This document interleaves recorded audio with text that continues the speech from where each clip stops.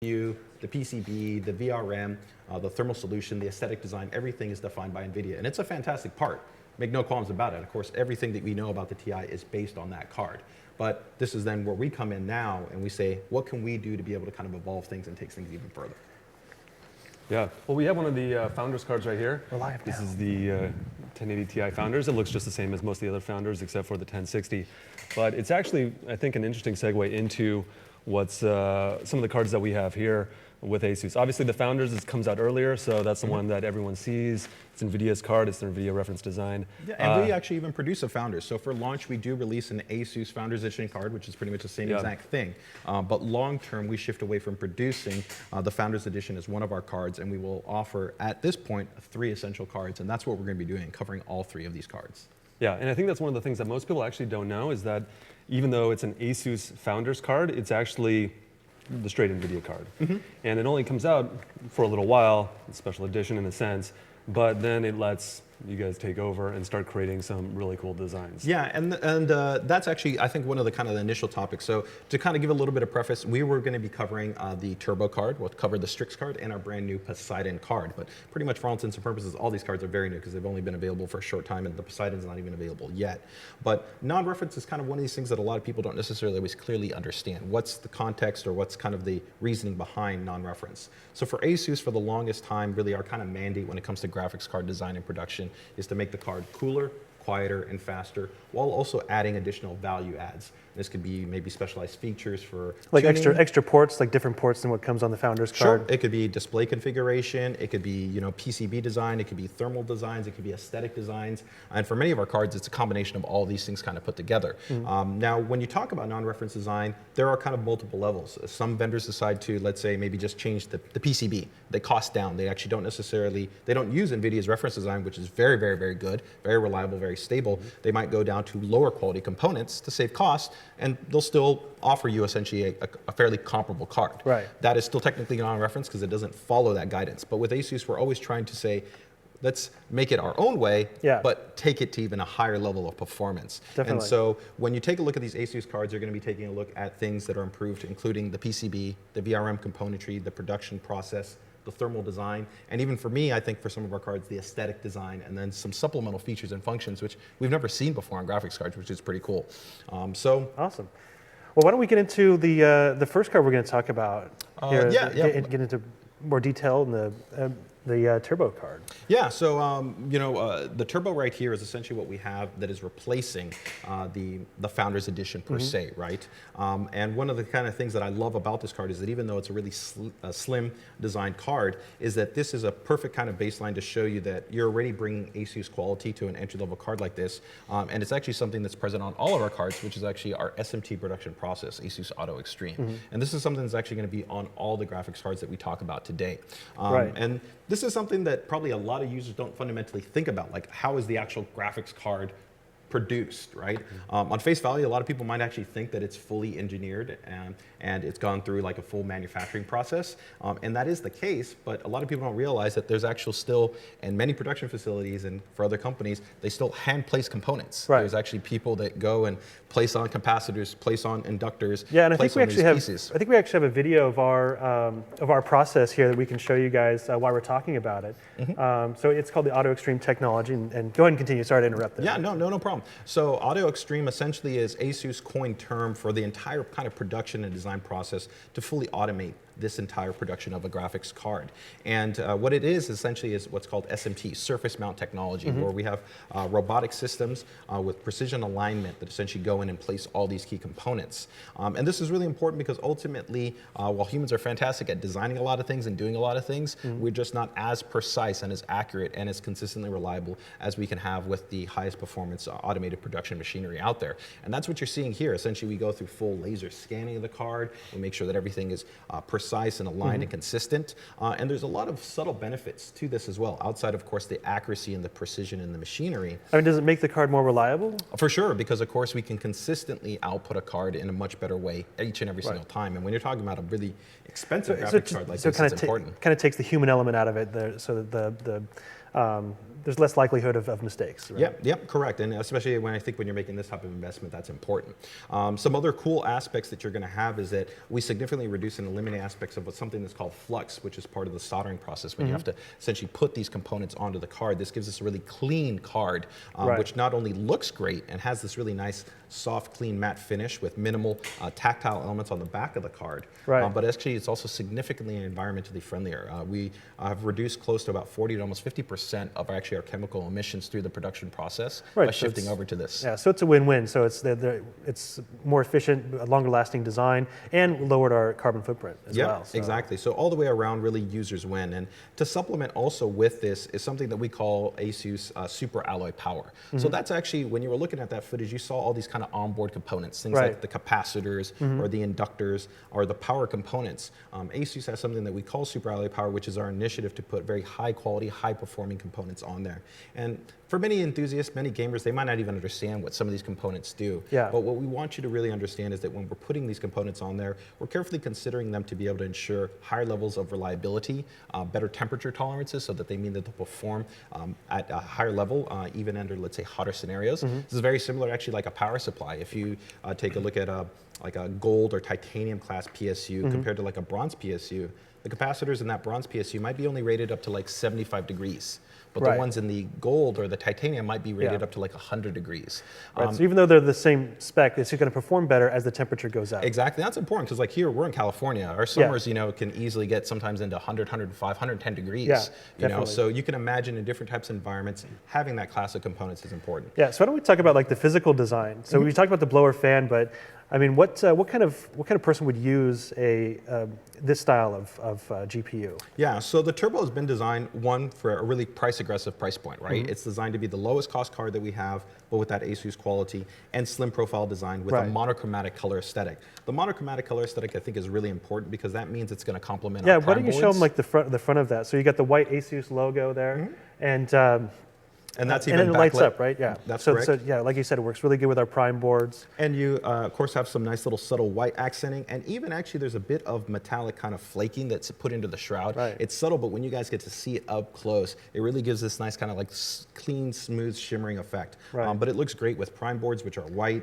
our Strix series, which are monochromatic, or of course what we got in our test system, an RGB board. So all the way around, you don't have to worry about kind of it competing with any type of colors in your system. It's always going to be complementary. Yeah. So another thing is that the slim design, right? So these cards are great for if you're going to be doing like SLI. Right? Correct.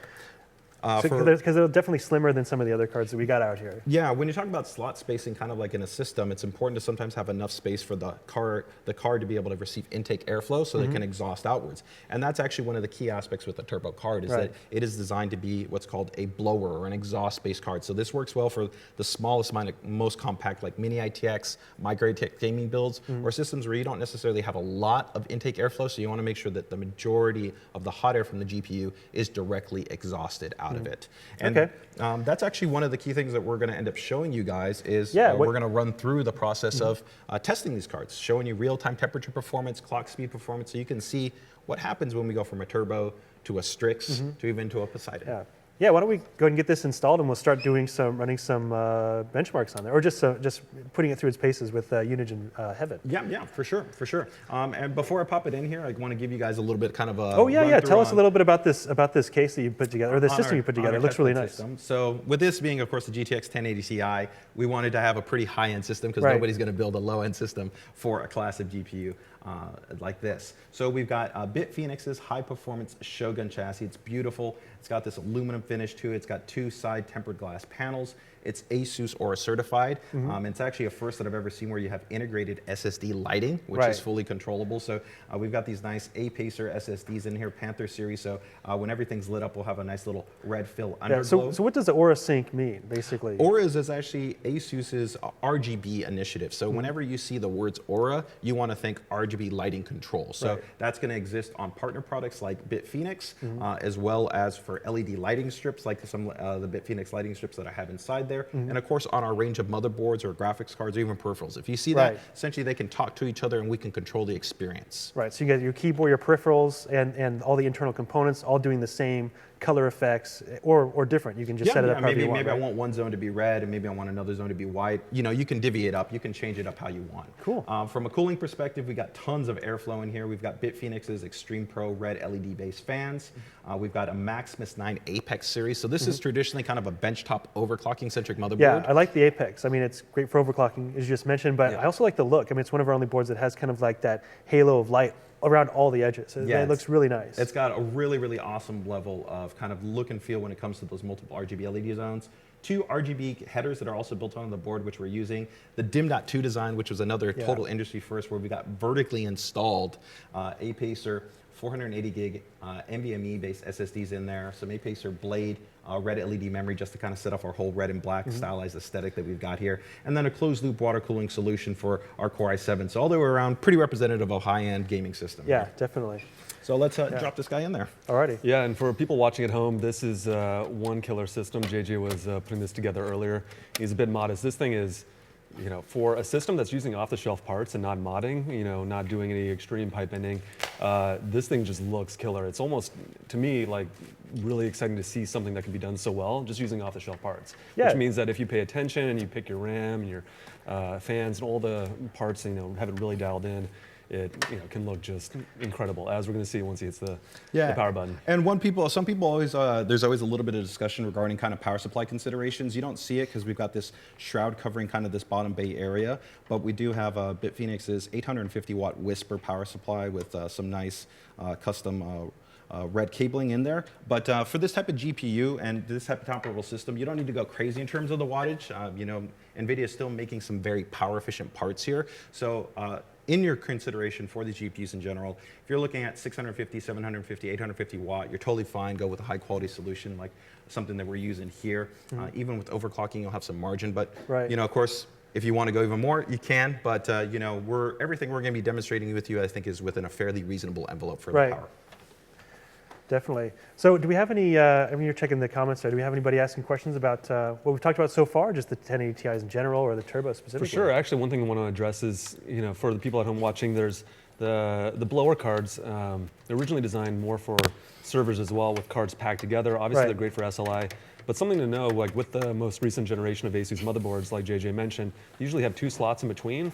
Last generation, you know, the designs of the reference design of the motherboards, you know, you'd have issues with potentially fans rubbing against each other. So that's where on the fancier graphics cards. So, you know, even though they say 2 slots, you still get a black plate, you still get some fans, you know, that potentially could cause issues. But these latest motherboards have that extra space in there, which makes going 2 slot, 2.5, 3 slot. Yeah, definitely. You know, really, I mean, like we're going to talk practical. about a little bit, the Strix is actually a 2.5 slot. So it's a little bit bigger. So you got to make sure that you do have a motherboard like the ASUS ROG series. It has that little extra space in there so you can do an SLI with and still have it run smoothly. Oh, exactly. So if you're doing a system with a different motherboard layout, going SLI, and you need those cards packed together, blower is really the only way to go. Yeah. But I'd be curious, JJ, one of the questions is, so the differences between the stock NVIDIA Founders Edition versus the Turbo here. Talked about Aura, that doesn't really apply to this card per se, but what about the blower like fan controls? It's one of the things that the fan expert on the motherboards, if you haven't used it, it is really, really good. So that's a great. So when we talk about a non-reference card for the Turbo here, it's going to pretty much be identical to the Founders Edition in terms of performance. It comes clocked in at the same clock speeds. You also have the thermal solution is pretty much parity. So the actual Founders Edition, we're not going to be surprising anybody here. This card runs fairly warm. You're talking about generally about 82 to about 84 degrees, even 83, 84 degrees under sustained consistent load. The Turbo is pretty much going to give you that same exact temperature performance. It's not going to be any better. It has actually improved a little bit on the PCB and the VRM design. The power phase delivery solution on the Founders Edition is a 7+2 power phase design. So that means 7 phases for the GPU power and then 2 phases for the memory. On the Turbo, you actually have 8 phases and then 2 phases. So that is a subtle improvement. And then you've got some quick power diagnostic LEDs on there as well. So all the way around, pretty much the way you can look at it is it's going to be parity in all respects, minus that kind of external aesthetic that you're going to have on the card. So one of the questions is, can this be water blocked using standard 1080 Ti reference water No, blocks? because it is a different type of design. You would need to be looking at a card that's been, a water block that's purposely designed for this.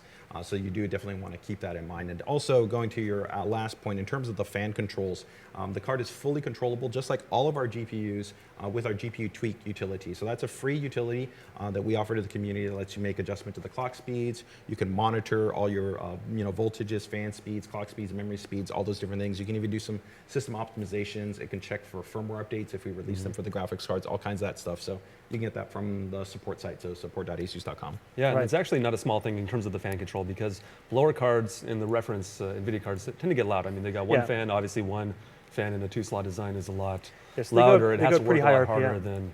than 3 fans in a 2.5 design. Right. So being able to dial that in and control that is actually, I think, a kind of a big benefit in terms of like the real world livability of these high performance graphics Yeah, cards. definitely. And with the fan, you can set it into different modes too. Like if you're gaming, might have headphones on, or the sound's gonna be loud. You won't mind if it goes up real high, but you don't want it to ramp up when you're just like cruising YouTube or Netflix, whatever.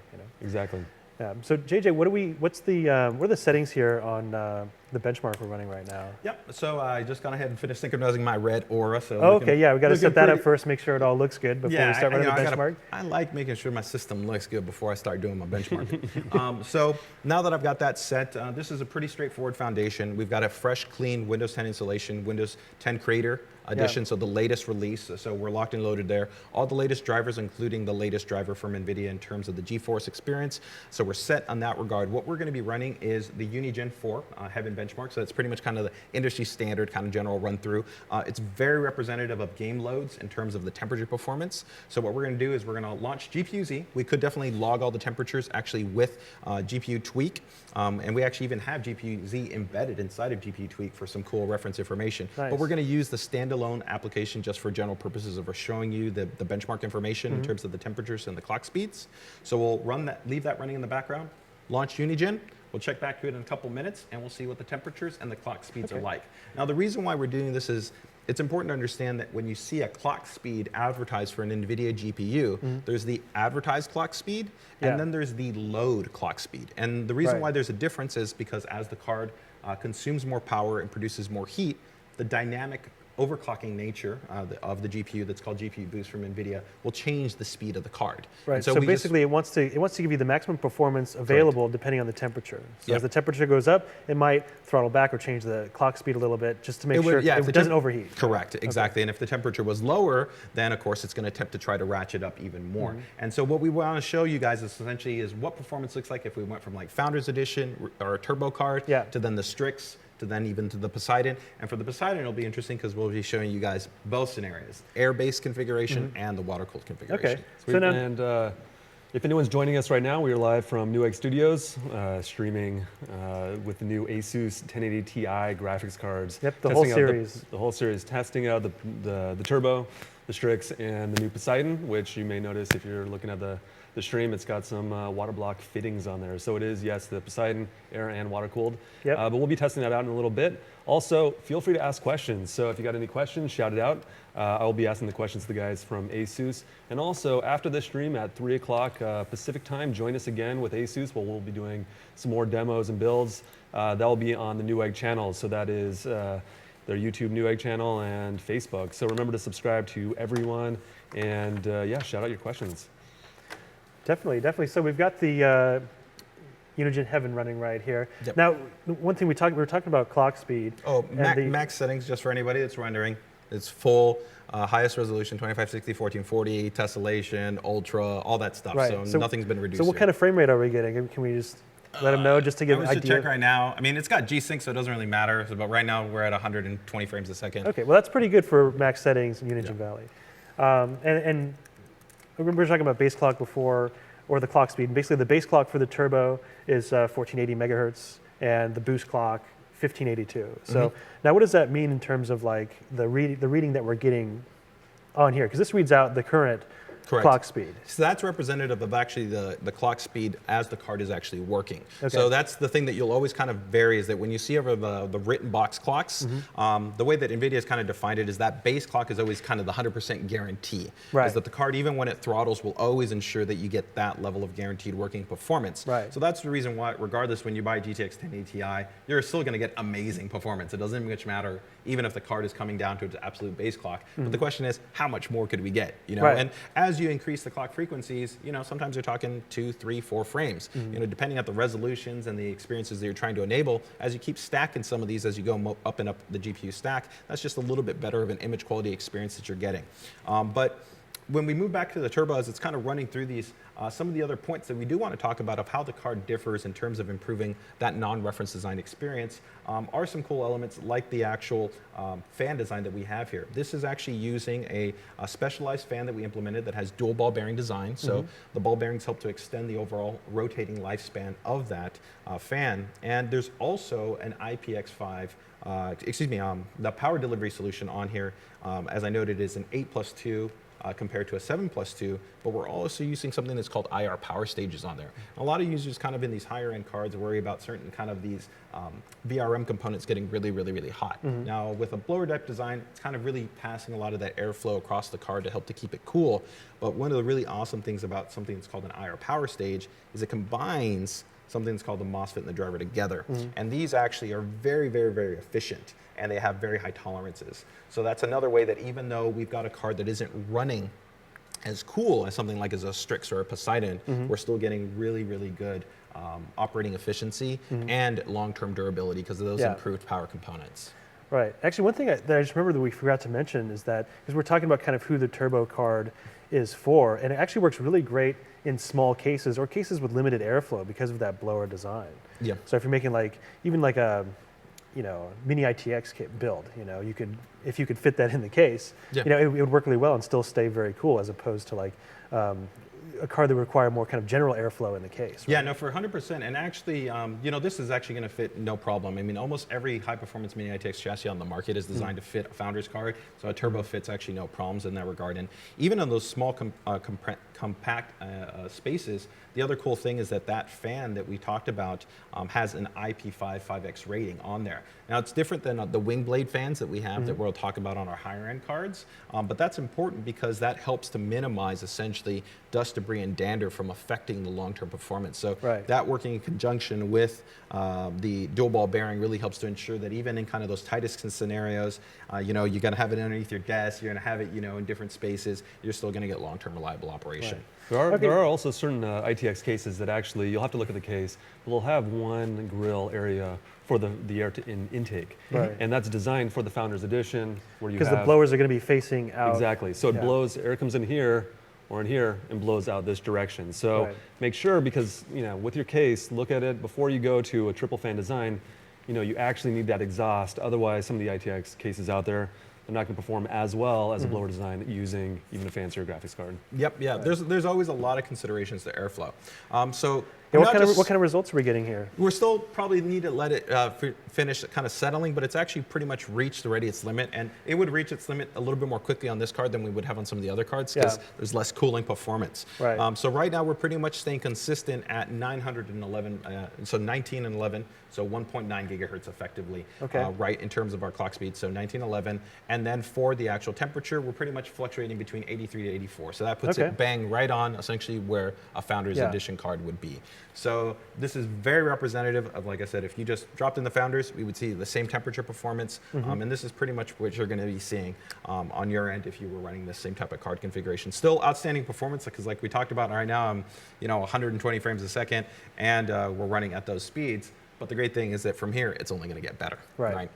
Yeah, and so now this is not one of the overclocked cards, correct? This is to match the Founders performance, but offer additional ASUS manufacturing benefits. Correct, exactly. All the aesthetic design, the improvements in the power delivery solution, like I said, the fan design, and the ASUS Auto Extreme production process, along with that aggressive price point, are really kind of the key cornerstones of what we have from the Turbo. But as we move into the Strix, we're really just going to take things to a whole nother level in pretty much every single one of these categories. Now, how do you feel about one of the comments is backplates? So the current Turbo does not have a backplate included.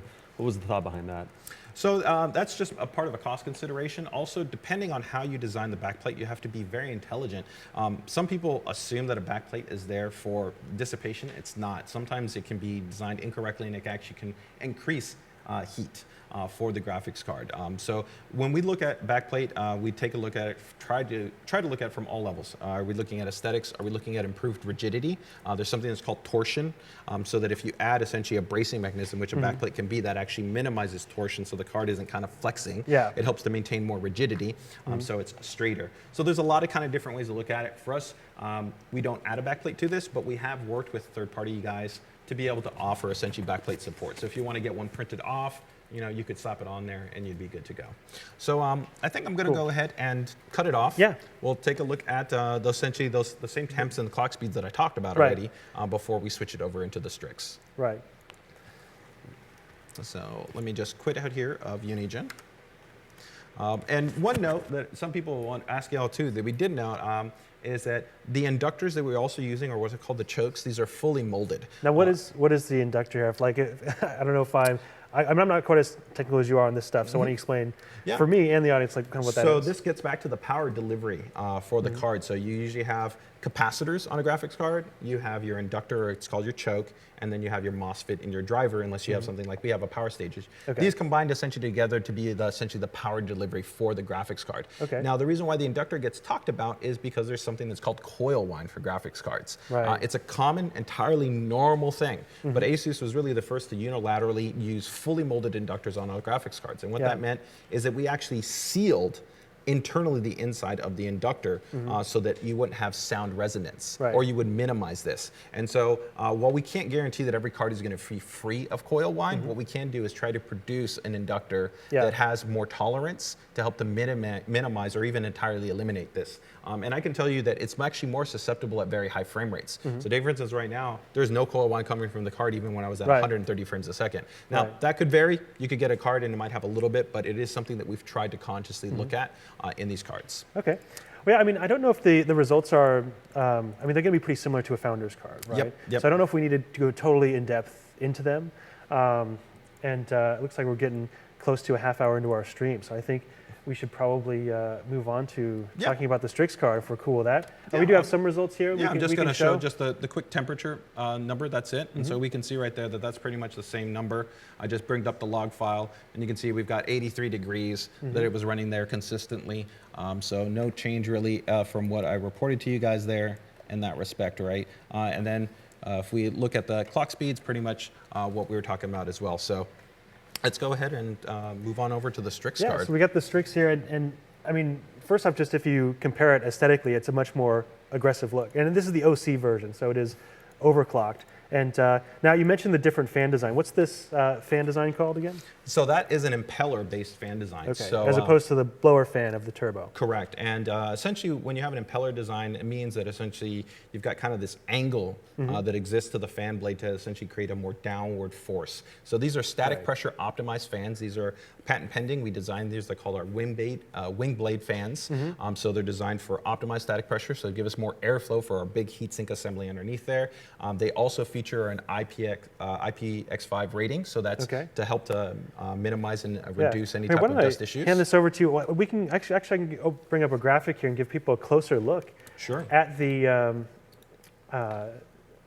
the Strix here. And a lot of people will see this, and it's obviously the slightly larger version than the Strix that launched with the original 1080, 1070, 1060 version, which was sort of, in my mind, a real excellent design. When people saw that, it works with so many different styles of PCs, different looks, but it's also, one of the things for me is it's so quiet, which was just, that's a focus for us. Yeah, I mean, cards.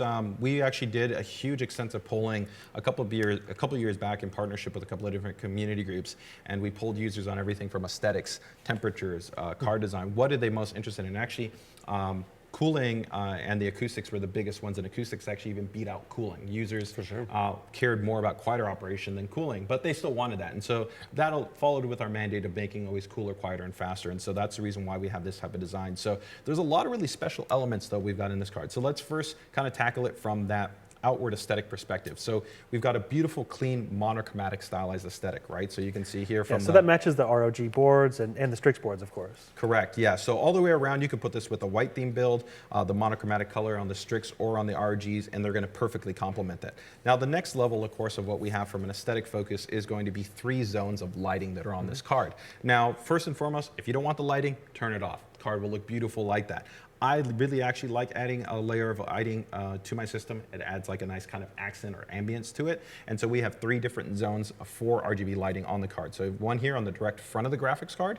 That's awesome, especially with the newest generation of chassis that have vertical designs. Right, so you can have that facing out, facing the front window on the PC. Exactly, so you've got that here on the front. If we rotate the card to the side, you've got the ROG logo that also lights up.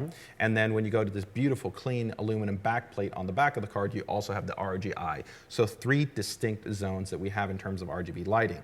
Now, we're going to get to the next part a little bit more in the demo, but I'm going to touch on it right now, is that we've also introduced an industry first, never been done before on a graphics card. So we added a specialized RGB Aura header on this card directly. Right.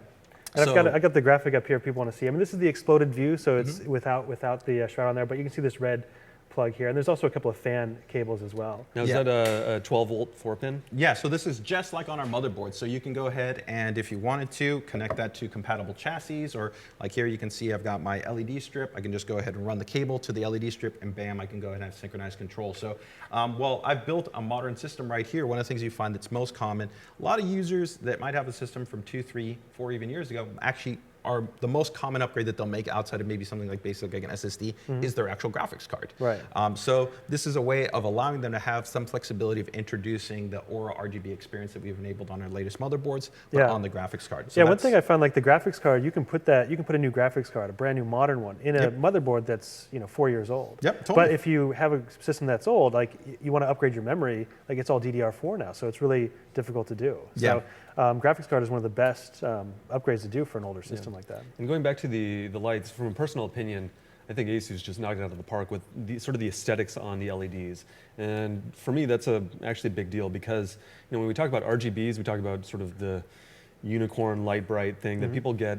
It doesn't have to be RGB all the time. And it doesn't have to be individual pinpoints of light. A subtle effect, a glow, a hint of light is actually a lot of times more preferable. And the card, as well as like the Strix motherboards, the ROG motherboards, do like a really nice job of giving you like a more high-end look. At least that's one of the things that a lot of people have said that they like. You're 100% right. We actually carefully considered diffusion as an important characteristic. So we actually have active diffusion behind every single point that you see here. So it's a much smoother, softer light rather than having like a bare LED that's kind of hard on the eyes to look at. So exactly. So it just gives you, like I said, much softer, much cleaner looking light. And that's an important element because I have to go into the total design of the card. So as we move to some of the last elements externally, another kind of plus point that a lot of people like on our cards is, of course, you've got a large number of display output configurations, but kind of a hallmark now is our dual HDMI design. So if you're running kind of these VR configurations where you need a little bit more flexibility for the HDMI setup, you can go that route. That's not a small point. I mean, this is an actual issue if you have a living room VR. So we have a setup here at the Newegg Studios where it's living room VR, where you have a big TV. Well, TVs are HDMI, unless you got one that, for whatever reason, has DP. So if you want to run VR, if you want to run an HTC Vive with your television to be able to monitor it, you have to have dual HDMI. And so I thought it was smart thinking on ASUS's part to actually include both of those because, we swap it out and put in the Strix cards in our HDMI system here. Nice. Yeah. So now moving to the next part, the critical element really for this card, and it's notes to Joss's point in terms of it being larger, is going to be the entirely new heatsink design that we have here. So this is some really, really cool stuff. So if we go back to that exploded view, this is all about mass. Just like if you buy a big, old, Noctua UH14 cooler, that's a huge heatsink. It's there to design to dissipate a lot of heat. This is 40% larger than the heatsink assembly that is on the Founders Edition card. Right. It's just a massive heatsink. Yeah, so if you're a fan of physics, you know that more surface area means better cooling. Exactly. So you've got, of course, direct contact copper pipes. Now, one thing you won't see is you won't see any copper coloring, and the reason why is ASUS elevates the process of production to use full nickel plating across all this to minimize oxidation and also keep a really nice clean look. Yeah, I mean the nickel plating, it is functional, but it does look good. I mean it's kind of hard to see underneath the fan shroud and everything, but it looks pretty good. Yeah, it's consistent. You know, from any which way you see, you're not going to see that expired kind of copper look. Now, what's even more impressive is actually going to be something that we took a huge amount of time, I think almost about 2 years of design and development time, where ASUS had been famous for doing something that was called direct contact copper. So we had direct exposed contact copper, but we've redesigned an entirely new contact plate that we're using for this GTX 1080 Ti part that we call Max Contact. So this is some really impressive stuff. So the Max Contact design, as you can see here in this heatsink, essentially is an ultra lapped and machined finished surface. So this is actually something a lot of extreme enthusiasts would do, is that if you take a look at a heatsink, it's actually not super finished. If you were to kind of take a look really closely, depending on the heatsink, or even with like a magnifying glass, you'll see that there's imperfections, there's divots, there's this kind of surface area. You can see on the photo here that we had up just a second ago, it's got a mirror finish on there. Yeah. Like it's just a And total. this is something you usually see a lot more on like CPU water blocks. Yep. You know, from something like EK or something like that, you'll see, they'll talk about how perfectly, even though everything looks like it's mirror finish, like to what extent are they actually machining that so that it is super duper smooth? Yeah, and only very few products on the market go to this level of precision engineering to be able to offer this level of conduction efficiency. So this is something that we're really proud to offer for the GTX 1080 Ti, and the reason why the thermal performance, along with that huge heatsink, those fan optimized curves, and all of them working in conjunction, just really give us such impressive performance. Yeah. So when do we get this installed so we can start seeing the LEDs in action, and we start demoing the performance? Because I mean, this is the OC edition, so we should see a pretty healthy improvement in performance over the turbo. That's right. OC means Orange County, where we are right now. Overclocked. It is important to note that there are two variants of the SKU. So there is a standard Strix. So everything that we've talked about in terms of all the kind of the functions and features and design elements are on both versions of the card. The only difference on the overclocked edition is just that it comes with a pre-overclock applied to the graphics card. And while you can generally reach that overclock manually, so you can do that on your Strix card by itself, overclocking is never guaranteed. So that's the reason why we sell essentially two models, is that you're guaranteed that improved level of performance, because there is a percentage of those GPUs that may never reach that frequency. And I think this is actually important when people know overclocking more from CPUs, and they know it from more of a manual process. For example, Intel doesn't sell a pre-overclocked CPU. Right. So that's on the graphics card side. When you buy the overclock, you're getting more frame rates, higher frame rates. You're getting just better performance out of the box, which to me is interesting. And it's interesting when I hear from you guys the thoughts on how much actual real-world performance you're going to get. So NVIDIA, moving from the 1080 to the 1080 Ti, you saw they claimed 35% performance jump. People are finding more like 40%, and this was like a no-joke, real performance monster. So in terms of what you think in terms of the performance of going to the 1080 Ti overclock, how would you say in terms of sort of a generic percentage jump? It's kind of difficult. It really depends on the on the game. But the base clock on the non-overclocked one is about 100 megahertz less than the OC edition, maybe maybe 120. So it's somewhere around 6-7% increase just in the base clock. Yeah, and then in terms of actual gaming performance, I would say it really depends on the game engine. Plus, also if you overclock your memory, but you can see in some situations, 5%. But it just really depends on the game engine. I would say in most real-world situations, an overclock card compared completely to the Founders Edition, it's probably going to be in the realm of about probably 5 to 6 frames. But it depends on the game engine. So as I go ahead and get this in there, one other thing that we didn't touch on outside of the Aura connection, which we'll get to a little bit later, and also along with our fan demonstration, is that card also does have 2 fan headers, just like our GTX 1080 and 1070. So that's really cool because... So you could hook them up to a couple of case fans, like the intake case fans, and it'll automatically control them based on the temperature of the GPU, right? Yeah, so we're going to try to see if we can get to that from a demonstration point a little bit later so you guys can actually see what that looks like. But if we look here in our system, we've got these 2 front intake fans. And so that's really cool because if I didn't want to have to add a lot of complexity in my cable routing, I can just run those straight 2 fans straight to the graphics card.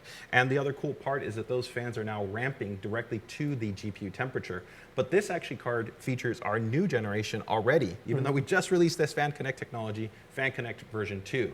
So we now have the ability ability to have GPU temperature mapped or CPU temperature mapped or an automatic temperature mapping. And that means whichever one ends up being higher, it can respond to that, or you can entirely customize it your way. If you want to create your own custom fan curve based on your own temperature target, you can do all that. So it's really, really cool to be able to have that work. So those two extra fan headers just kind of add into the system. So like you can control them just like you can control a fan header that was on your motherboard. Yep. And this is actually a fairly important thing. A lot of people hear, oh, fan control, this and that. If you haven't purchased a new computer in a while or built your computer, the level of silence that you can achieve, I mean, obviously 0 dBs is the best, but to be able to dial it in so well is actually a pretty impressive thing.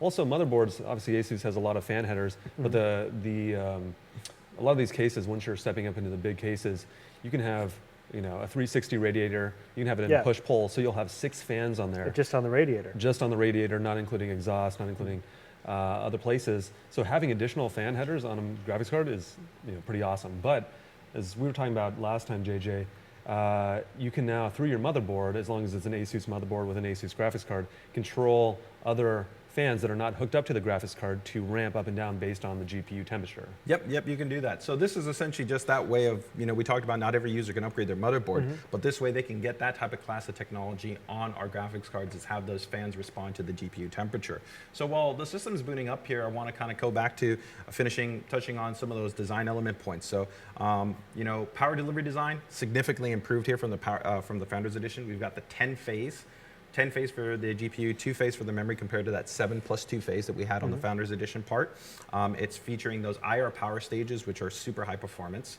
We also have, like I talked about, that heatsink assembly to show that comparison. 40% larger than Strix GTX1080, and then 80% larger than the Founders Edition, right? Wow. So just all the way around, when you're talking about all the elements of this card, it is seriously a high performance card. Yeah, so let me for 1 second, for anyone who's joining us right now, we are streaming live from Newegg Studios with the guys JJ and Greg from ASUS, and we're looking at the 1080 Ti cards from ASUS, the Turbo, Strix, and the Poseidon. So right now we've got the Strix in the system here. We're doing some tests with it, but hang around also at 3 o'clock Pacific. We'll be doing another stream from Newegg, doing even more tests and more fun builds as well. But if you have questions, shout them out on ASUS Facebook or YouTube, and we will ask the guys. Yeah, I mean, do we have any questions we can answer right now? We have a lot of general questions. Someone wants to know when we're going to see the 1080 Ti in a 13-inch ASUS laptop. So probably not happening too soon. Yeah. But that would be nice. Yeah, definitely not 13-inch. That would be a little difficult. Yep. Also, if you're wondering about what other products are actually Aura certified, Aura Sync certified, which means they connect through the Aura ASUS Aura software, check out Facebook. There's a link in there directs you to asus.com that shows you all the different products that are included. So that's like in-win cases, fans, there's memory, G-Skill RAM. We got some G-Skill RGB in the background, the Trident Z back there. So there's actually a lot of products, and it's growing, partly because the standard is all through 12-volt 4-pin RGB, which means that there's going to be a lot of products that are going to be controlled. Yeah. One of the questions that's coming up is, when we talk about the 12-volt headers, the RGB headers on the graphics card, can those be controlled independently? Do you want to be able to sync up everything? Can you specify, I want that one to be a different color, this color, that color? And always in ASUS Aura initiative, when you go into actually our Aura software, you can uniquely set individual zones. So like the Apex board tape, for instance, I think it has like 7 total RGB zones just on the motherboard by itself. Each one you could set to a different color if you wanted it to. Usually I find most users tend to want to either do one primary color and a contrast color, or you want to synchronize all colors. So right before I jump into this, I do want to show people actually one thing that exists here in the primary interface, and that's going to be another unique feature that we have here on ASUS Strix series cards, and something that we pioneered, and even some other companies kind of tried to mirror a similar approach. But here at the top of our GPU tweak utility, you'll see that there's different performance tuning modes. So we have an actual option for default gaming mode and then a one-touch overclocking mode. So you can even overclock your baseline Strix graphics card, or you could even take this card and overclock it further just by clicking that button. So even if you don't know anything about overclocking, you don't know which sliders to go through, how much to adjust, you can use our pre-existing kind of knowledge that our engineers have applied to say, hey, you can just click this button, see if it's stable. In most situations, it's generally going to be stable, but that's the reason why it's an option just there for if you want to extend performance easily, you can do that. Another option here is you're going to see that we have the 0 dB mode and we have the little owl. And so that essentially means that when this card is operating below 55 degrees, which means when you're essentially idle at desktop, in YouTube, you're on Chrome, you've got web pages open, just reading some forums, or you're even doing light gaming, some Team Fortress, Counter-Strike Go, Dota, anything like that. None of that is going to really load this type of heatsink assembly to be aggressively ramping. So in that situation, the fans are going to be at 100% stop. So that's why we call it 0 dB. 0%. Exactly, because you're going to get super quiet operation from the graphics card. Now, if you don't want that, there are some users out there that goes, man, I kind of always want active cooling for my card. Right. Even under full gaming load, this card is extremely quiet because of that huge heatsink and the carefully tuned fans. Right. So you can turn that off. So keep in mind that if you don't want the 0 dB operating mode, you don't have to have it, but by default, that is the way that the card is designed. Right. Once it So gets to that 55 degrees, it will then ramp up accordingly and you'll be good to go. Yeah, so you'll sometimes see on a vertical orientation case that has the card vertically, you'll see one fan go on, maybe it's the left one, and they'll start to ramp up depending on the load, which is actually, leave it on because it works really, really well. Yeah. One of the other interesting things, JJ, I'd love to know your thoughts on the overclocking graphics cards. Typically, people think, obviously, overclocking CPUs, and there's more of a history with that. Obviously, the ASUS one-touch overclock. But overclocking graphics cards, people tend to run into more problems if they want to get fancy and do it themselves. Yeah. Is ASUS, like, the tools that are being used just as easy on the GPU one-touch overclock as it is on like the CPU side? Yeah, there's some differences. We have some more advanced automatic kind of technology that's working to automatically define clock speeds and voltages and different parameters. The way that the card is designed, though, we've tried to make things simple. That there are some connected sliders, so if like you increase clock frequency, we will adjust like certain power target options for you automatically. So if you're not familiar with some of these things, we've tried to kind of give what are called auto rules, some balancing acts, so that as certain things kind of get pushed up, other things also kind of just try to get compensated so that we make that process a little bit easier. The other thing too is people have a kind of concern of like burning something or damaging something. And that's again where we go back to that the improvement in the entire card quality is so important, because you can feel really confident that even if you try to overclock this card, you can't damage it, because we have not only built-in safeguard technologies, but we have very, very robust componentry and even special design considerations. Say, for instance, there was some concern from kind of other cards out there that users were running at aggressive clock speeds and they didn't have kind of optimal thermal designs or kind of certain contact designs. And take, for instance, this card, we have a full die-cast frame that you were kind of showing in that exploded view, where we even make direct contact coverage with the VRM and the memory. So that in conjunction with that heatsink, those triple fans, those axial fans, give us a great thermal experience for the entirety of the card. Yeah, this is really where that benefit of ASUS having a long history in overclocking and, just smashing these cards through tests and just making sure that they stand. Now, we got a question here about the PCIe connectors. Typically on the Founders, you have 8 with the 1080. This is the 1080 Ti. It's got 8+6. For the newbies, JJ, how would you define what those are actually being used for when you step up into the fancier cards? I'm sorry? To add more additional PCIe connectors. Yeah, so it's not necessarily really that much required. Part of it goes into the way that the power, what's called the topology, or kind of the VRM design, and how you're providing power. And our card is a dual 8-pin configuration, and that's really more than enough. Depending on how you do certain things with the card design, you can sometimes pull less power from the PCI slot, and you can design the card to pull actually more power directly from the PCI Express power connections. So there's a lot of kind of design considerations that we go in. So we really tell users, don't worry about that. In terms of our end, don't kind of try to compare whether this one has this or this or this, because unless you know the way that the card's actually been physically designed from the power delivery system and everything like that, you don't really know how those connections work. And so sometimes some people will place certain power connections on the cards, and they're not actually representative of how you think they're actually working.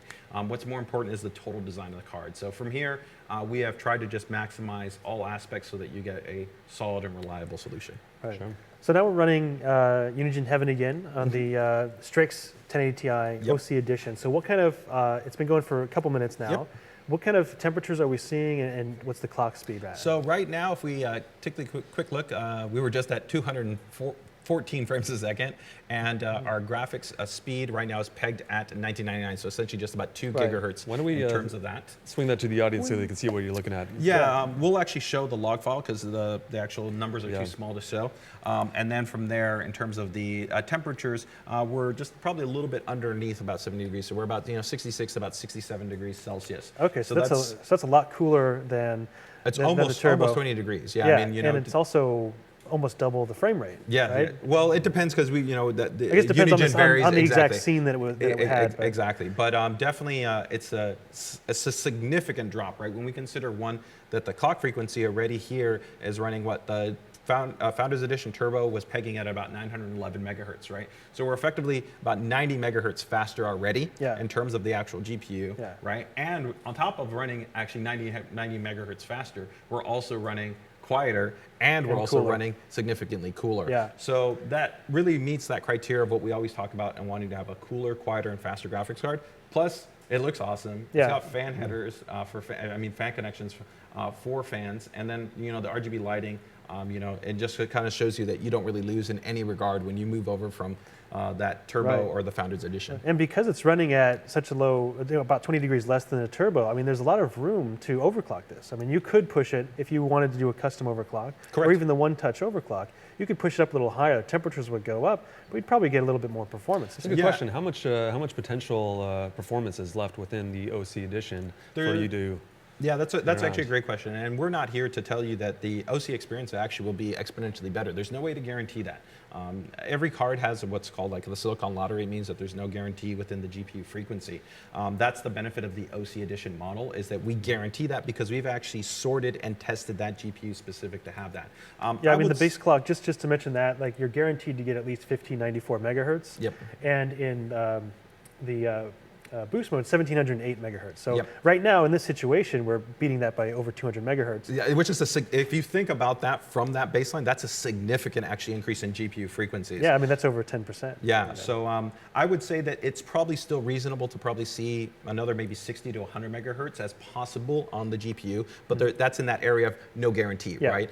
But it just kind of depends on what you get. Like you could look at the results from a test like this and say, hey, I've got 20 degrees more I can go. You can just start stepping it up, 1% at a time until you start reaching max temperature. Right? Yeah, and I'll tell you, even in that regard, it's quite difficult. You're actually going to run into the frequency wall before you run into the thermal wall. I can tell you already from experience testing this card alone, I can generally comfortably hit, like 2050, no problem, and it moves up maybe 1C. So even if you get up to about 2050 to even 2.1 gigahertz, you're not running into all of a sudden at 80 degrees. Right. So we're only talking about very small bumps in the temperature because the thermal solution is already so high end and high performing that we kind of really hit that balance of being able to offer a great ratio of giving you great cooling, great acoustics, and still a huge amount of headroom to account for that if you did want to overclock, it's not going to be an issue. And remember to keep your fan well ventilated, so you need to blow all that hot air out. Yep. So that's one of those things on a test bench or like one of JJ's builds, it can definitely hit the bigger numbers. Yeah. So why don't we go ahead and see if we can pull up that tech sheet and show some results. It's actually 1250, just so you guys know. And so we're running quickly out of time. And of course, we also want to talk about the Poseidon. That's what we're here for. Yeah, the big daddy. Actually, one thing I wanted to mention, I don't know if you can get a shot of this. This is our new Sli Bridge. I don't know if you saw this, Josh, but this one's actually, it's an upgraded version of our older ROG Sli Bridge, but this one has RGB LED lights built in, so it'll match the, if you have a couple of Strix cards in there, it'll match. So really cool. Oh, I was holding it upside down. Sorry, guys. But yeah, there it is. So right here, those light colored parts, those will light up RGB, and it'll look really nice. Yeah, actually, I'm going to hold it down next to the Poseidon. So that's the Poseidon sitting there on the table for everyone. You can see it. So that's one of the cool things about the latest cards is that they have a similar design language. The previous generation Poseidon, some of the other cards had either standout red or they had the copper theme. Looked great, but yes, they had a different design language. But here, there's continuity, consistency, and like all things, Aura certified as well. Right. So you can see here, we've gone ahead and put up the temperature log, and You can see we were settling at about 68 degrees. And of course, like I said, every card will vary a little bit, but like I said, this gives you a good approximation. And where were we at with the turbo? It was 84 degrees, 83 Yeah. to 84. So definitely some major improvements there going up to the Strix. Yep. And like we talked about, to keep things kind of moving, we're not going to show you guys the demonstration for being able to connect the fans. But again, like I said, it'd be a really simple process of literally just taking my fan cable, plugging it into the header right here, and then I can just go into GPU tweak and I can adjust the fan curve. Or like I said, taking that RGB cable, plugging it into the card, and then having full Aura RGB control for the LED strip or the chassis that you're plugging into the graphics card. Well, cool. Well, let's move on to the Poseidon. We've got it here. Oh my gosh, it's actually kind of heavy. It's probably from the water block that's built in. And now, JJ, what's the water block made out of? Do you know? Is it so copper? it is a copper-based actually chamber. So it is a specialized kind of water block chamber design. This is really one of the most interesting aspects that when we talk about the Poseidon. So first and foremost is that this card looks quite a bit different. It's an entirely redesign compared to our previous generation Poseidon cards. Yeah. But what really makes the Poseidon so interesting is that one, it is a true hybrid card. In terms that this card is 100% designed to run 100% on air, so I can put this in, as we'll show you, with no issues, and it will cool through traditional fans and then the heatsink assembly, but it's already purpose-built and integrated with a full high-performance, full-coverage water block, so that the moment you want to drop into full custom water cooling, you can do that. And the cool part about it is that even though we have this kind of hybrid-based design, this will still offer quite a bit lower operating temperatures than the Founders Edition, and then of course when we shift over into water, it's going to be a whole other world cooler, right? Yeah, definitely. And I mean, just looking at the aesthetics on this, I mean, it has some of the actually, it has a feature that's brand new. On there's RGB LEDs on the side here, but this is actually an infinity mirror. So I don't know if you guys have seen the InWin 805 Infinity case. I think I have a picture of it here. I can show you with the Poseidon inside there. So you can see that it's got the infinity window on the front, and here's the Poseidon in here with the infinity window. You got the ROG logo, and this is actually another example of this GPU has the same LED and fan connections as the Strix, so that carries over into the Poseidon. So you could connect the front LEDs on this InWin case directly to the GPU and have them sync up. So it looks really nice. So let me hand this over to JJ so he can go ahead and get started installing that and maybe talk about some of the more technical aspects of it. Yeah, and I'll note on some of those points once I get the card installed quickly, but here just want to quickly touch on again, we've got a really beautiful looking card. So, with ROG in general, our mandate is really to produce not only the most innovative and highest performance hardware that's out there, but I think hardware that looks awesome. And so I think this is an absolutely beautiful card. It's got this really clean monochromatic color scheme, very similar to the Strix. It's got a little bit more kind of silver accents, which I think just give it a little bit more kind of that premium feel to it. That beautiful infinity display. The RGB lighting on this card is a little bit different though than what we have on the Strix. So there isn't front zone lighting like we talked about. It does have the infinity display, which was something quite complicated for us to be able to integrate in this total design. And then of course you also have the backlight display, and as Greg noted, we still maintain those fan connectors and the RGB header. So all the way around, some really impressive stuff there. So I'm going to go ahead and quickly get this guy installed here into the system. And JJ, off the top of your head, do you know the size of the fans on that card? I will double check. I know these fans are the same in terms of our rating design, in terms of our wing blade design, as we have on our Strix series cards, which I believe if they're the same, this should be a 90 millimeter at least.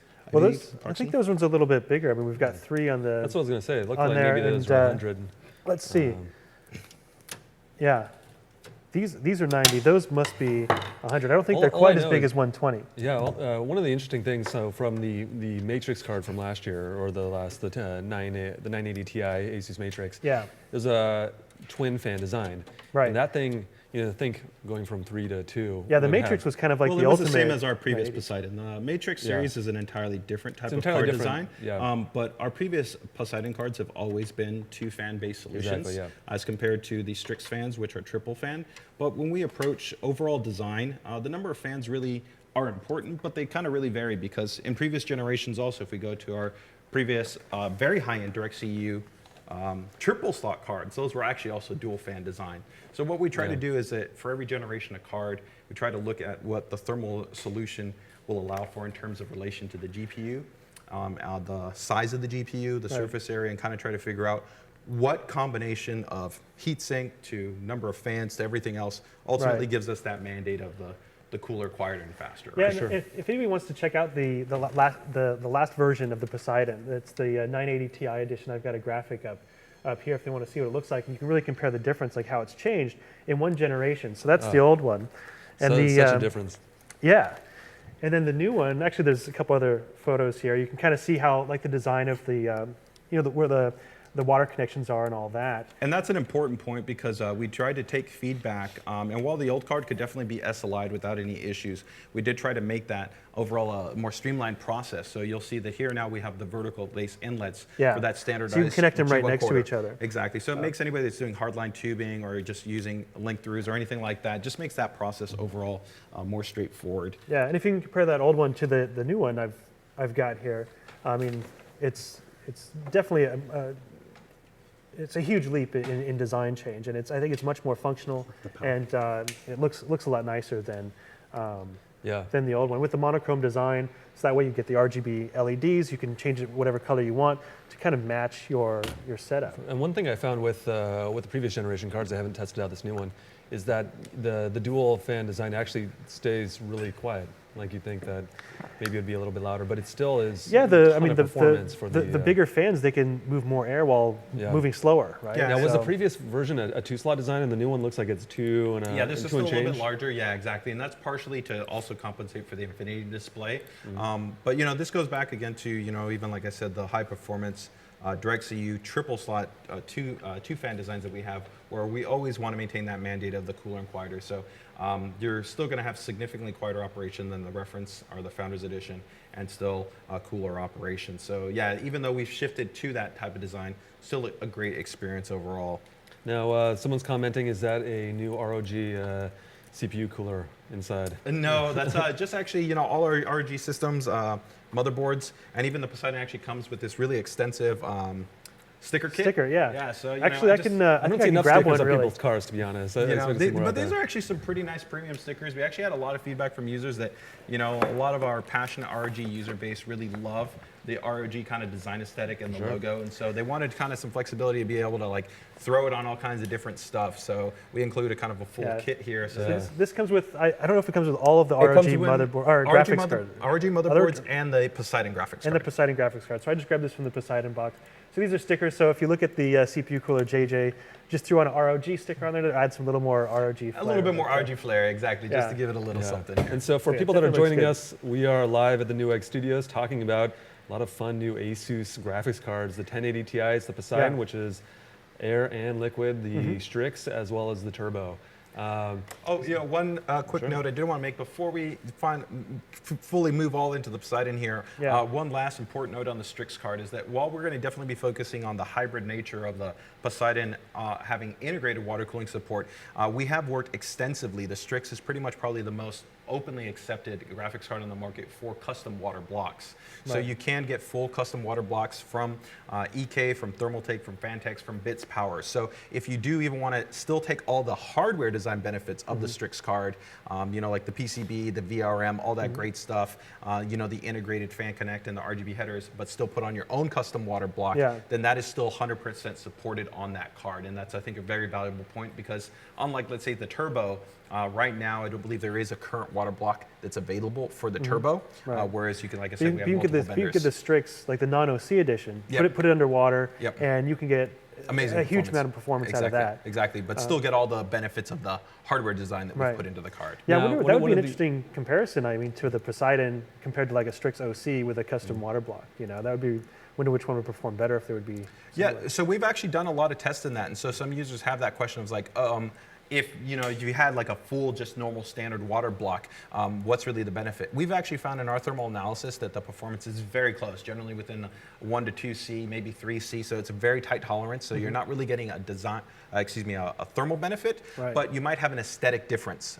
We think the card looks gorgeous, and as you can see right here, I've now done the aura synchronization, so you can see that the that infinity window looks pretty incredible, and that's the first time I've ever seen it on a GPU like that. Correct. It looks awesome. But that is kind of the difference that if you went with a single full coverage storage water blocks, some of them do have, that open acrylic interface or acetal, right? So if you want to be able to see kind of your liquid, you can go ahead and do that. Or if, let's say, you already have like a crazy rig that you built recently. It's like, hey, I want to upgrade to the 1080 Ti, but I don't want to rebuild my whole rig just to fit the Poseidon. You could just add that in with a custom water block that fits with your pre-existing setup, right? Yeah, and I will note that Fantex actually has already also worked with us, as they just recently launched custom Strix water blocks that have support for the ASUS Aura RGB. So you can actually still get lighting integrated into the water block. So if you do want to go with that custom solution, you can. So I'm going to go ahead, and now that I've got my Poseidon all synchronized and it's ready for some benchmarking, I'm going to throw it under here, these temperature tests here. All right. Sweet. So one of the things that I actually mentioned is, well, when we're talking about 1080 Ti, it doesn't really, price isn't usually the first thing people think of, but the Poseidon is, I mean, I'm not gonna say a bargain, but it actually makes sense from if you're looking for performance, water cooling, price point. Now, the product is actually not live on Newegg yet. They're still coming in. A lot of people wanna know when they're gonna arrive. But if you were to buy the Strix and then a separate water block, you're gonna end up at a higher price point than just the Poseidon. Yeah, I think so. That's another good point. I mean, yeah, and I think beyond price, we should always be considerate of time, effort, and energy. I don't know if you've ever taken apart a card. Taking apart a Founders Edition card alone can be sometimes in excess of 20 to 30 screws of varying sizes. Oh my God, it's like just an entire table with a you have to have tiny a whole little table. screws. Exactly. You've got to actually take everything off. You sometimes have to use some alcohol. You've got to clean all the contacts. So you then have to apply actually special thermal interface material to make the contact between the block and the cards if you do a custom water block. So for many people, even a seasoned enthusiast will probably tell you that it probably takes them at least maybe about an hour. And somebody that's maybe never done it before is probably going to do it multiple times. So I don't just consider it that cost of the physical card, but the labor that you have to put in and the comfort of knowing I don't have to do any of that. I'm literally have something that I could literally just connect my compression fittings to, connect my tubing, and I'm good to go. Yeah, I mean, it's just like what Josh was saying earlier, like about this case being all products that are off the shelf. If you don't want to do a custom water-cooled, well, I guess you probably would have to do a little bit of customizing there, but you could still buy a kit where you can buy everything at once. You don't have to take the card apart. You can just buy the card, you buy the hoses, the compression fittings, and you're good to go. Radiator and pump too. But yeah. Now, one of the things would be interesting to know is how much potential performance, say you were to hook up a 240, 280, 360 radiator onto this card by itself, not part of a larger CPU loop. Yep. What kind of performance adjustment would we see there? You won't really see too much of a difference. I mean, optimally, the rule of what do you mean? Do you mean versus air or versus air on the Poseidon? Oh, yeah. So just by itself, that's what we're actually going to be showing you. But I don't think we want to spoil those results yet. We actually want to show you that. But let's just say it's going to be sizable when we show you the difference between air and water, especially the temperature-wise. Exactly. So so everyone who's joining us, we're going to be doing some live demos of air versus water as soon as we can. I think we're going a little over on our schedule, but we probably have another extra 10, 15 minutes to show off the liquid-cooled version. Yeah, sure. And just for some of these guys that are wondering, in terms of the Poseidon, the Poseidon features the same ultra high-end PCB and VRM power delivery as a Strix. So all those super premium plus points that I talked about, 10+2 flays, IR power stages, fully molded inductors, all that awesome stuff, it's all exactly the same. So very, very, very premium card. So you're not just getting that improvement in terms of the aesthetics and the water cooling support, but still the same high-grade items there. Also, the fan design that is featured on the Poseidon is even further improved upon. It's not just the IP5X rating, but it also features our ASUS dust-proof fan design. And that's a special type of additional design where we have a double-sealed hub assembly. So it's even a further kind of safeguard for the long-term lasts longer so dust doesn't get into the bearing and make noise or even have it seize up. Exactly. Just long-term operation, you're going to have better performance. But definitely, I do want to note, yes, it's actually 100 millimeter for the fan in terms of that card. But okay, so a little bit bigger than the Strix. Yes, a little bit, as opposed to 90 millimeter. So you got a little bit more diameter in terms of that to be able to provide a little bit more focused airflow. But this card, like we give that compare and contrast as it's kind of running through the temperature series, again, it was a very, very big challenge. And I think this is one of the things that I think is important that as enthusiasts, one of the things that we're most kind of honored by and we're really pleased by from the passionate RG enthusiasts and PC enthusiasts that kind of buy our hardware is the commitment to support us so that we can keep doing innovative work.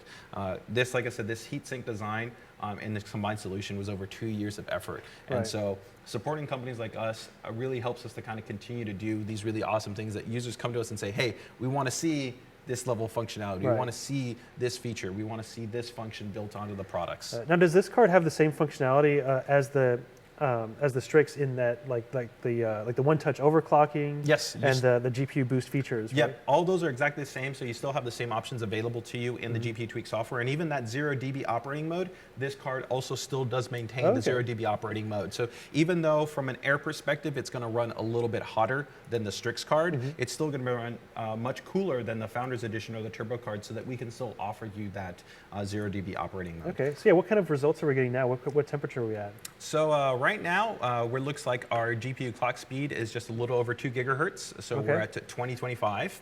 So that's another point. That's about, what, 25, 30 more than, or 25, 26 more exactly than what we saw on the Strix. Right. And it's important to note that the baseline Poseidon is at a higher frequency than the stock Strix. So it's essentially, it's already an overclock. So it's not as fast as the Strix OC, right? But we have some variance in there. I think the base clock was the same. Actually, the base clock for the Poseidon was about the same as the Strix OC. Right, yes. But in terms of the Strix OC will operate at a little bit higher frequency because it's a little bit cooler in temperature than the Poseidon is. Under air. Under air, exactly. 100% only under air. And now from a temperature standpoint, we're at about 75 degrees, 76 degrees. So that's about still 10 degrees hotter, but not as hot as the Turbo. Correct. So it's still not as hot as the Turbo. It's definitely still quite a bit underneath that. And keep in mind, once again, we're still at a significantly, right now the card is operating at over 100 megahertz faster than the Turbo was. So we're still at a higher clock speed and at a lower temperature, right? And it would also be a quieter card. So you still get all those key mandates of cooler, quieter, and faster experience than compared to the Founders Edition. So we'll let that just run for a couple minutes, and then we'll switch over to showing you guys those results. And a little bit behind us here, we're actually going to be jumping over to the water-cooled setup. Yeah, we've got a water-cooled setup all in one back there. I don't know if you guys can see it hiding back there, but hopefully we'll get a chance to throw that in and see the results compared to. It's like a Camelback, but for graphics cards. Yeah, pretty much. It's like a portable portable radiator fan setup connected to that graphics card. So it's going to look like a little bit of a Frankenstein setup with the tubes coming out and all that. Yeah, that's super awesome. Actually, I don't know if you ever saw that thing that Corsair made a long time ago. Is the gosh, what was it called? It was like an external liquid cooler before they made their internal ones. It was really crazy, like, kind of like this setup. Yeah, pretty ridiculous. The setup that we'll actually be using here, there's Coolant's kind of really pioneered it. So they actually still offer it. It's their exosystem. So for those of you guys are wondering is how we're doing this kind of so easily, that unit that we'll be showing you guys here essentially has the integrated pump reservoir radiator. It's all housed in one unit. So it just makes it simpler for me. I can just run the tubing straight out from the back of the card, attach my compression fitting to the card, and then from there I'll be good to go. So we'll be mounting that on the top here. We'll drop in that card, and then we'll pretty much just jump into the same demonstration that we showed you here so that you guys can see some representation of what the card looks like underneath water from a temperature standpoint and from a clock frequency standpoint. So I'm going to give it about 1 more minute here. We'll show you guys the log, and then we'll switch out to water. Yeah, so is there any questions that the... Sure. So one person's here? wondering, is this the flagship ROG card? How would you define, because it technically goes ROG, right? Then Strix, then technically Prime on the motherboard side. Yeah, well, ROG is now actually includes Strix. They're part of the family, right? So it's ROG Strix. So there shouldn't be a separation. But the Poseidon actually is what's referred to as a formal ROG product. So it is not part of the Strix family. It is part of exclusively an ROG-enabled product. So for ROG, that always means that is the top echelon, right? That is the best of the best. When we really go about trying to design an ROG product, we're trying to look at every single aspect: aesthetics, physical design, performance characteristics, and try to say, if this is out there competing in the marketplace, this should really kind of be the de facto standard to say this is the best possible.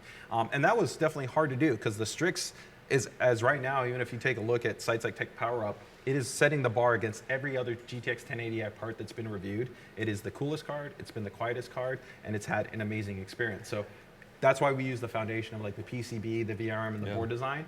And we said, okay, where are the other areas to kind of evolve that further? And that really came in that work of doing it with the, of course, the hybrid H2O-based cooling design that we have here. Yeah, so for people wondering when it was the ROG card going to be released, here it is. Yeah, I mean, this is definitely our top tier card. But it's kind of niche because it's made for water cooling. I mean, obviously you can see now you can use it on air, but it doesn't perform as well as like the Strix OC on air. It's running at a slightly higher temperature.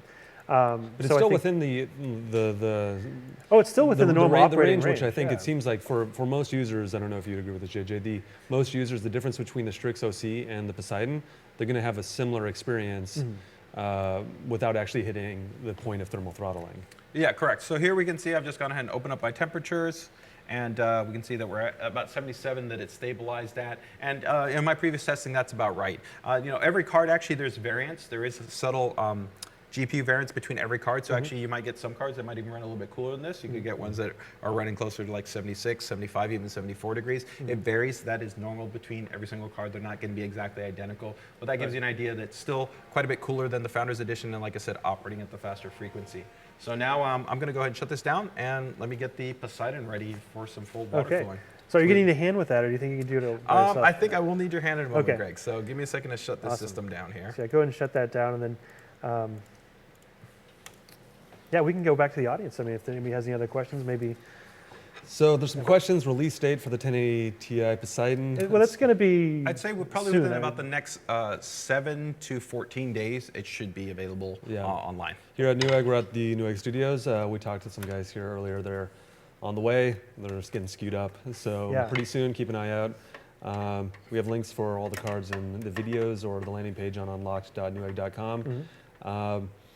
One of the questions that's coming up is sort of monitors. Obviously, we've got, is it still the case, 2 HDMI, 2 DP, and a DVI? Yeah, display configuration, yes. Yeah, and I think that's the same on the Strix as well. Actually, it has a DVI as well if you've got a but the CRT Turbo did not. monitor The Turbo sticks with the traditional Founders, where they got rid of the additional ports on the top. I think for additional cooling and keep it running.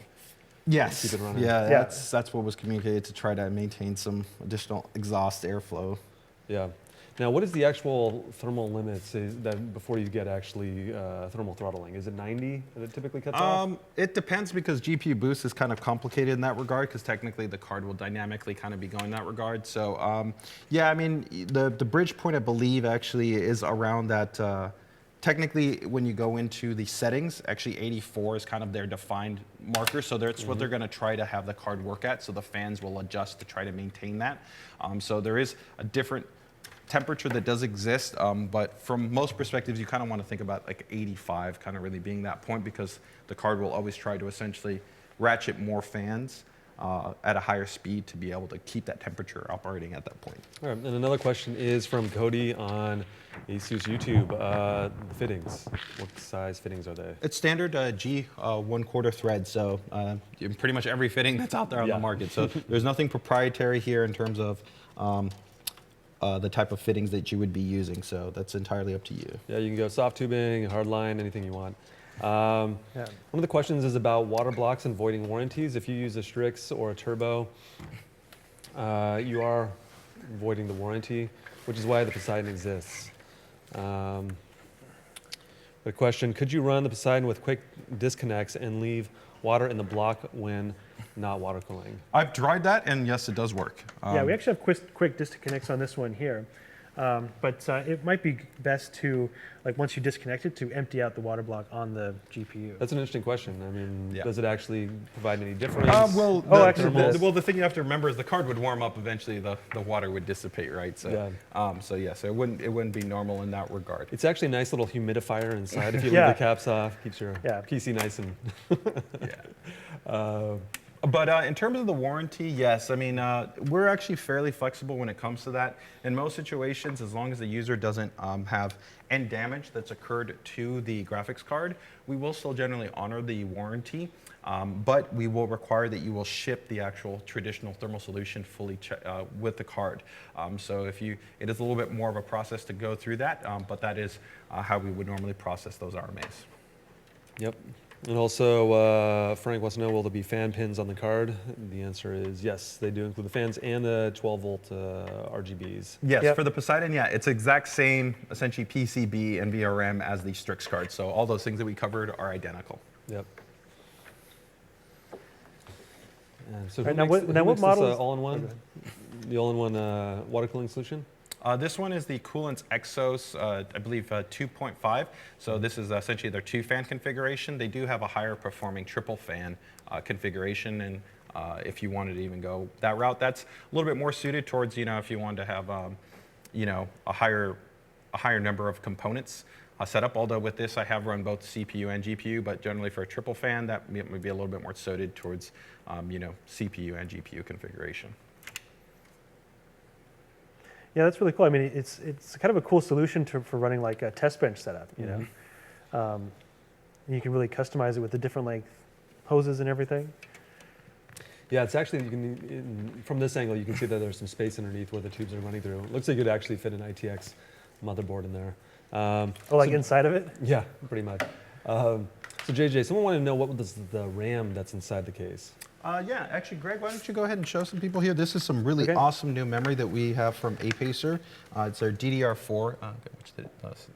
Yeah. It's their Blade DIMMs, so they're high performance. These are their 16 gigabyte kit right here. They're rated for, I believe, DDR4 3000 in terms of the frequency. So that's a great kind of sweet spot frequency for DDR4 memory. And this one has kind of like an open top with LEDs underneath. Once we turn that on, you can see them again. But it's a really cool look, from the top. Yeah, and I kind of went with that choice because this is the BitPhoenix Shogun chassis. So I wanted to kind of have kind of like a little bit of a Japanese kind of samurai kind of feel. Oh to it. yeah, I get it. So Blade. So it's got the Apacer Blade swords on the memory side there. with my Shogun chassis. So that's why I call this the ROG Shogun build right here. Good. So. Right. And it's one of the cool things, when we were setting it up earlier, the lights were a little bit dimmer and the thing just lights up like crazy, which goes to the point, again, this is all off the shelf, quote unquote off the shelf, rather than doing like a hardline custom kit, which goes to show just like how much of a killer system you can make that just screams quality while just picking out parts that match, have an aesthetic, similar look to it. Yeah, but this chassis totally has room. There's an entire open bay here, and you got a lot of flexibility with the mounting points, so that if you wanted to put in, custom bay, reservoir mounting, all that stuff, you could totally fit everything in here. But said for purposes of expediency, this is the route that we went to show you the performance. And this will generally be very representative of the performance that you would see if you went with like a traditional custom water block solution where you have pump, reservoir, radiator, all kind of set up in that way. Can you actually put there's the Poseidon right there if you want to stand it up to show the audience. So for people that are joining us, like Aldo on ASUS Facebook, we are looking at the new ASUS 1080 Ti family of cards. That is the Poseidon right there. So that's the hybrid air and liquid cooling card. Right next to it to the right is the 1080 Ti Strix, the beast. And then we also have the Turbo, which is the more entry level, quote unquote, 1080 Ti from ASUS, which is the blower fan model. And we're just hooking up the Poseidon into this killer system here. Yeah, now keep in mind that normally I wouldn't use these kind of quick disconnects for this. I would go with traditional, just standard G1/4 thread compression fittings here to keep that kind of sleek and kind of clean, minimal look. But like I said, we're just trying to give you guys an easy kind of reference. Trying to keep the stream under 4 hours. Yeah, trying to keep this straightforward. So I'm gonna get ready to kind of set this up here in a moment in terms of the temperatures. Some people might be wondering how idle temperatures already look for the card. It's going to be very low. It's going to be, earlier when I just gave it a quick run through, I was about 24, 25 degrees Celsius. So it's a very, very cool card under idle configurations. Now, is the fan, it's hard to see, is the fan actually spinning underneath there? The card supports, like I noted, the 0 dB operating mode. But you can go ahead and still control the fan independently. So if you still want to be able to provide airflow to the heatsink, you can still do that. So it's also kind of cool from a safeguard kind of perspective that for some reason, if your pump stopped working and it wasn't actually going, the fans actually would still be spinning to cool the actual heatsink assembly. So now theoretically, if you had this in a full loop with the CPU, and even say a motherboard block on there like the Extreme or Formula, theoretically the fans would actually provide a little bit of additional cooling to the whole system. Theoretically. It's not something I've tested, so I can't give a hard confirmation of how that would influence the total temperature. But since it is providing some direct contact airflow to the actual cold plate, there might be a little bit of influence there. Although all the other way around, as the fluid is of course going directly towards the radiator, and that's being most directly influenced by that, I would still say that your airflow, the mass of your radiator along with the fans, are going to be the mandate as far as how cool your water cooling setup is. I mean, it would be interesting to test, to have the fans, the integrated fans completely off, see what temps we get, turn the fans on, see if the Yeah. temps drop a little bit. Yeah. Yeah, I mean, in theory, I think you're right. It probably would work. I mean, it's fans blowing on a radio that's connected to the water block. Cools it down normally. I think it probably does help. So for Gameaholic on ASUS, the YouTube channel, any plans on getting into sound cards or an external DAC amp? The answer is they already make them. Yeah, we make both. Yep, they're actually, ASUS makes some pretty killer audiophile stuff. They're just not really available in the US market as much. No, I mean, Newegg does carry our entire high-end add-in Pcie sound card solutions. Really? Oh my God, why haven't we got we have those our yet? Zonar Yeah. STX2. It's if you take a look at we it, gotta get those it in was here. actually rated extremely well by Stereophile magazine, even at the high end of the spectrum. It's a beautifully designed card, extremely high, I think upwards of 120 dB, very low signal noise ratio, an outstanding front-end op-amp stage. I mean, if you have some nice quality cans and you want a great audio experience, get yourself a Zonar Essence sound card. It's Yeah, I great. mean, and those, I mean, they came out a few years ago, but Correct. there's still, I mean, there's not that many changes in the audio It's technology. just, well, it's just right? like high-end DACs. I mean, you don't Yeah. go, there's not new high-end DACs every year. Right. Companies tend to release these things in very long-term design because once you make a really great sounding piece of hardware, it sounds great Yeah, for a but long A lot I mean, of it's it, like kind ESS, Tabor, they're one of the major DAC brands Right. out there. But a lot of it, people think that, oh, just the chip is where a lot of the quality comes from. There's so much else that goes into the power, just the Correct. design of the whole piece. And ASUS, I mean, legitimately on the motherboards, does a lot of integrated, really awesome. Yeah, but we also do have an updated line. We have our Strix Source series. Some of these actually feature some new updated, actually ESS-based technologies based in them. So you guys can definitely check out Newegg. We have a wide range of USB-enabled solutions. So our Zonar U series, like the Zonar U5, U7, we have the Strix Soar, and then we have the Essence, which the Essence is really designed for the absolute highest level of audio performance. Sweet, I want to get those in here. Public service announcement as well for people that are connecting their headphones through the back. The best sound is through the front. So the header, when you see the fancy, integrated audio, Yeah, it's just the actually HD audio, like runs right through the front, not through the back, unless you're running one of the new ASUS motherboards. Yes, where we do dual operational amplifiers for line level output and for the front. This is one of those things that most people don't know, and they've been doing it wrong. So yeah, connect them into the front. So for reference, I'm already at idle here, 26 degrees. So we're kicking on Unigine right now to see what it ultimately looks like.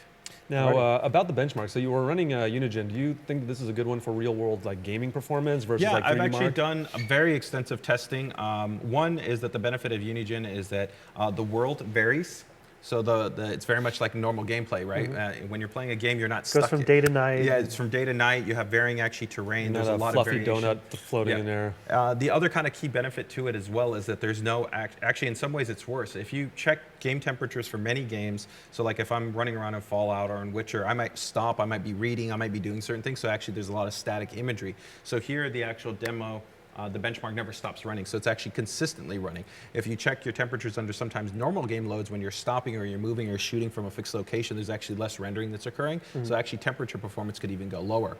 And a couple of rare scenarios I've found that some benchmarks actually might produce a slightly higher temperature load, but in my testing, I've only found that that's usually between about 1 to about 2 degrees Celsius. So it's not like we're talking about it would be like 10 degrees hotter. So in very rare situations, you might get slightly increase in terms of the temperature, but overall it's going to be pretty close to the same load that we're going to have here, but with the benefit of being consistent and not ever moving. So like here, I can load this up, I could walk away for an hour, which is a great way to kind of burn in and test your system, come back to it, and be able to check your results. Yeah. Sweet. So do we have any numbers or anything off of Yeah.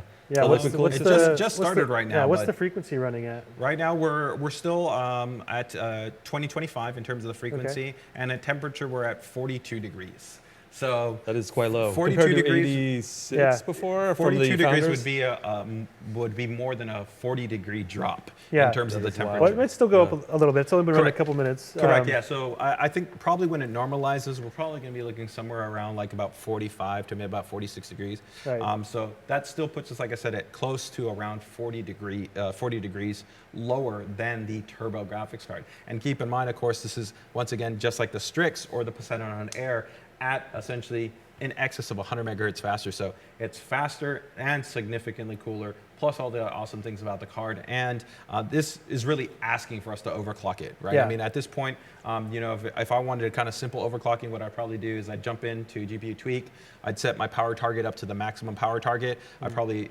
jump it over to about probably like 1775 as a baseline, and I'd probably already be running at like, you know, 2075 or almost 2.1 gigahertz on the GPU and still be at about 45 degrees. So that's really where water cooling is outstanding, because it has entirely just eliminated 100% the thermal wall that we're going to have here. It's all going to be coming down to just the margin that's available within the CPU, within the GPU for how much we could overclock the card. And so for the people that are watching at home, we'll actually maybe try to test out some of that on our later stream.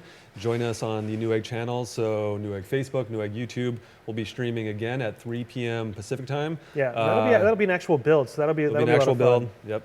Yeah, so for you guys that are wondering, where we're going to be doing a Z270 RG gaming build, we'll actually have an awesome RG certified chassis, have some RG certified memory. We'll have some, we'll be featuring the Strix GTX1080ti in that build, so it'll be pretty killer.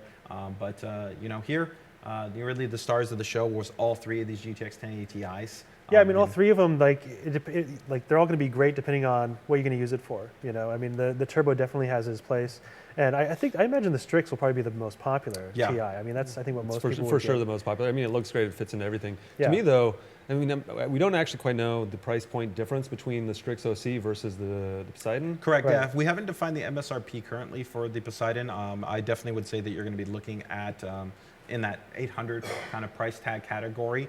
Right now, the Strix GTX 1080 Ti OC, I believe, is 780, and you pay a little bit more for that. And so $20 for a water block is, is built in, and you know, an hour and a half, or depending on how experienced you are, just less work. You know, I mean, big time. Because for people at home, you know, one of the water blocks, they're like $120.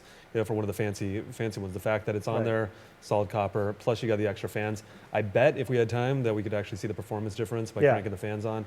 You know, it's a pretty compelling argument. Yeah, for sure. And it's got LEDs. And also for someone who's never done a water block on a GPU before, but they want to do water cooling, this would be a great option to, like, you know, like build something with mainly off-the-shelf components and still have a really like incredible machine that stands out, you know. Yeah, and I think that's a great point that Greg makes here, is that I think that's one of the things that we've always tried to define. ROG has historically always been seen as kind of the absolute best. Some users kind of view it as super enthusiast and maybe kind of hardcore, and I definitely think that we put features and functions to design to complement that extreme enthusiast and hardcore community. But so many of actually the features and design elements actually equally complement the kind of the novice enthusiast. So somebody that is first time to maybe some of those aspects, but wants an absolute kind of hardcore experience, but without having to be complicated, right? So when we talk about automated overclocking RG motherboards, I don't need to know anything. I just need to click the button, and it's giving me essentially extensive, real advanced manual overclocking.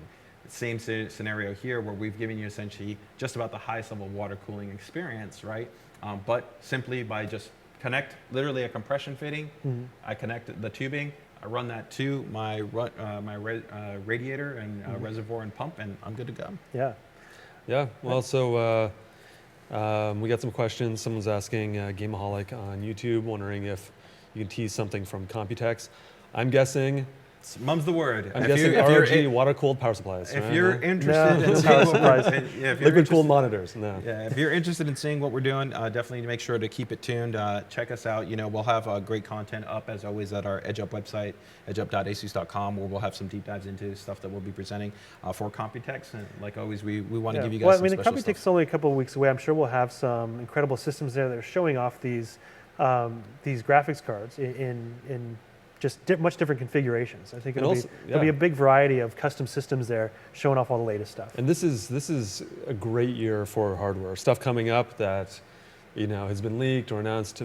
You know, there's a lot of really cool things that are happening, and so it's really exciting to see some of these, you know, new touches, new technology really make its way to the consumer space. What I love about the Poseidon is it's actually bridging that gap between the hardcore enthusiast and sort of the entry-level person. If you haven't used compression fittings, or you're thinking back, if you're coming back into this hobby, back from barb fittings and like leaks and all that stuff, it is so much easier now.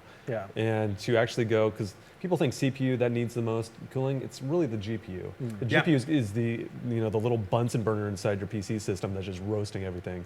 So having cooling focus on the GPU makes a ton of sense. Yep, for sure. Yeah. So JJ, what kind of results are we getting now? Have we gone up in temperature any? So we're still pretty much at about the same temperature as before. So right now it's 46 degrees. Right. It might maybe, like I said, bump up one more. I mean, like I said, in most situations, the thermal ramp is going to probably take about 15 minutes or so.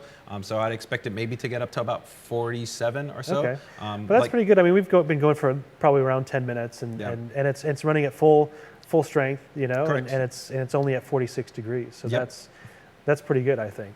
Yeah, for sure. So I think this overall kind of gives you guys, hopefully, some deeper understanding into clear, tangible benefits, right? When we talk about these graphics cards, right? That you're going to get, you know, the quieter operation, right? 0 dB technology, along with, of course, that optimized fan curve. You're going to, of course, have significantly lower temperatures in relation for the Strix and for the Poseidon. And then you're going to get faster experience. And so I think it's easy to know that when you're looking at ASUS GTX 1080 Ti, you're going to follow that mantra, with the exception of the turbo. But even with the turbo, that falls into that bigger envelope of really always offering ASUS quality, right? So, you know, we talked about great things like the automated production technology, the improved PCB, the component qualities, the IPX5 fans, all that great stuff. So all the way around, you know, we've got a card for you if you're interested in the GTX 1080 Ti. And I also welcome your guys' feedback. If you guys, you know, are interested in seeing more and different things that we haven't thought of yet, although I think we're covering a lot of bases with these. Definitely let us know. Yeah, well, no, these are incredible. And so for the people watching at home, check out unlocked.newegg.com, where we have links to this stream, but also the stream that we're going to be doing in an hour and a half, almost exactly. Yeah, 3:30 we're going to reset and do a build. 3 o'clock Pacific time we'll be on our Newegg channel. So that is Newegg YouTube, Newegg Facebook. You can just Google it or go to unlock.newegg.com. Check out the streams as well as links to all the products that we show here. The Poseidon hasn't quite launched yet, at least for we'll retail. include links for if you guys are interested in this. Yeah, there's still information online. You can see the specs and everything. The Bitphoenix hardware and the Apex hardware that we have, Apacer hardware that we have in here. We'll make sure to put some links if you guys are interested in kind of this awesome build that we've got here as well.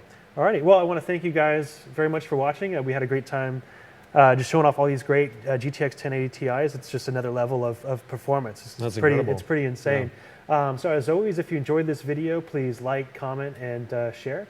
And I guess we'll see you next time, hopefully at 3 o'clock, our next stream. Sweet.